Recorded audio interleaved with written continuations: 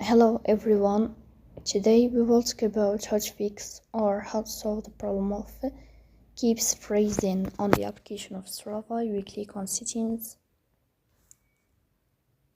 Here you will click on apps, default apps, app settings. Then you will search about Strava app and you will click in this page.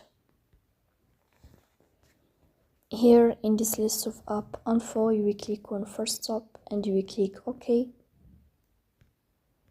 Here you will enter to the window of storage.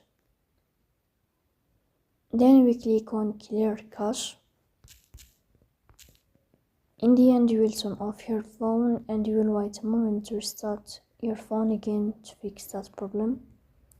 So that's all. Don't forget to support us by like and subscribe. See you next time and thank you for your watching.